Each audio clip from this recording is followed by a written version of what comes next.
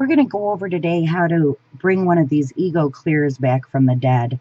After a week, if you're using real dark juice, it might start to clog or just not taste very good.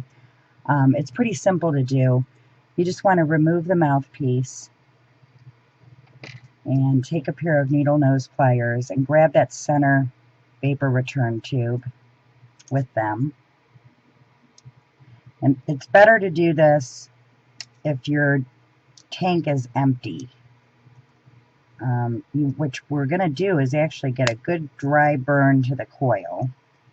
Some of these are more slippery than others. This is not coming out for me. There we go.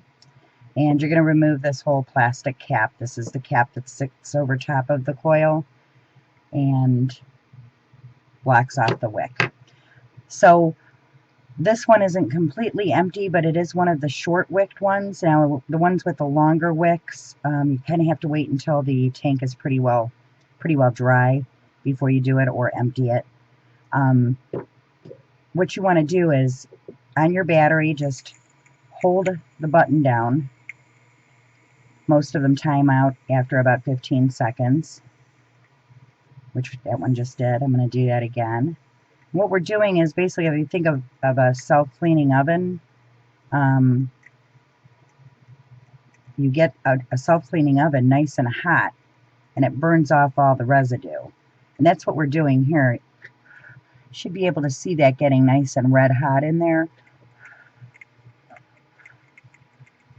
And what that's doing is it's cooking all the excess juice off of the coil and getting it right down to bare wire again. And what you're left with a lot of times is a little bit of residue.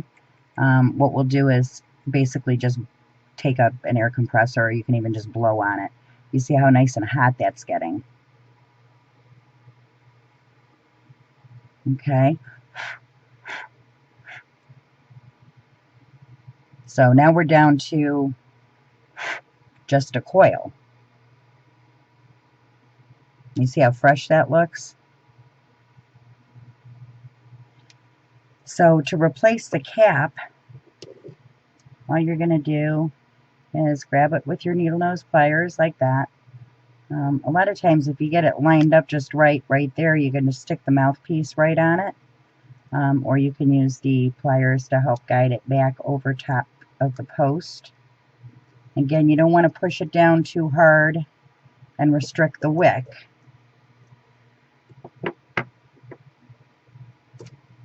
And put your cap back on. And again, like I said, taking it off the battery and blowing through it will sometimes remove a little bit more of that residue, so that when you do refill it, the first couple of hits, 4 or 5, you're going to get a little bit of a funky, maybe a little bit of a burnt, dusty taste. But after that, the flavor usually pops right back to life, and the clogging is gone. So we found this works really, really well. We're playing around with some similar kind of cleaning methods with it. Just doing that on a maintenance kind of thing every 2 fills, rather than waiting until it's completely clogged. And we'll let you know how that goes. But for right now, if you have one that's completely dead, but you can still get the coil to burn, this is a real effective way of cleaning them and reviving them. We know they're Cartomizers, but they're kind of pricey for a Cartomizer. So if there's a way to get a little bit more life out of them, we're going to show you how.